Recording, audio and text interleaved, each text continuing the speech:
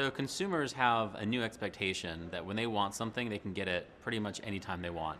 And if they can't actually get the service at that moment, they at least want to be able to see the availability of the next opportunity to get the service and to book it and transact it right then. They are also moving away from the model of calling around to find out availability. What they are expecting if they're looking for somebody new to provide a service is real-time ratings and reviews, descriptions of the service they want, transparent pricing, and the ability to pull the trigger at the moment they want to. No, people are still trying to figure this out. This is a major sea change in work and technology. It's a change in terms of how consumers interact with the businesses, and it's a change in the supply of the labor and the people that you'll have doing your jobs.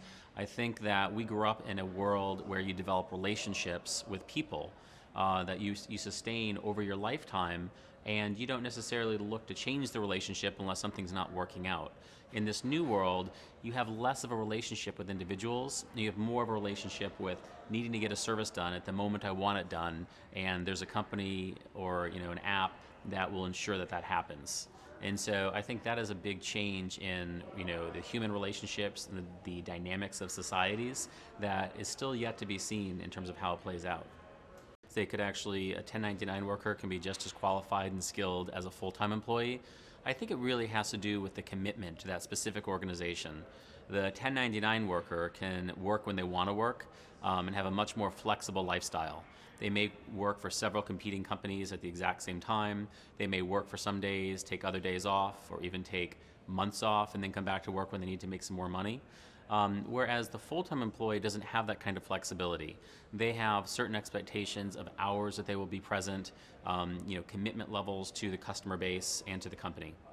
Yeah, I do think that with a 1099 employee, it is kind of more up to them to keep enhancing their own skills and their own training, because actually by law, the company cannot train the workers when they hire 1099s in the job. The expectation is that the employee already knows how to do the job, and they're bringing the training that they've acquired already to the table when they perform the task.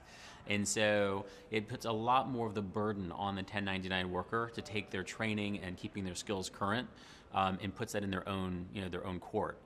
I think that also the 1099 worker should be more cognizant of how do I advance in my career if I'm not actually making a commitment to a specific business. So how do I actually rise up, and how do I let my own reputation increase over time so I can get to the next level in my career.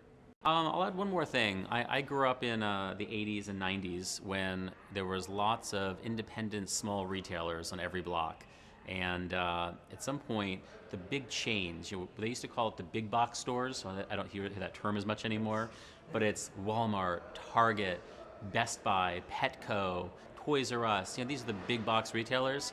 Over the 2 decades, they wiped out all the independent retailers. And now it's almost rare if you see a small bookstore or a small toy store, on the corner, right? I think the same thing could happen to the service economy now. I think what you might see is because of the 1099 economy, because of on-demand, and because of some very sophisticated, well-capitalized organizations, you might see a lot of people end up as low-paid workers or contractors for these bigger companies, rather than the middle-class, independent, sole business person who makes a great living for his or her family. So I worry about that social dynamic a little bit and the impact it could have on the widening gap between the rich and the poor. And I don't think enough has been studied about that aspect of sociology as this shift occurs.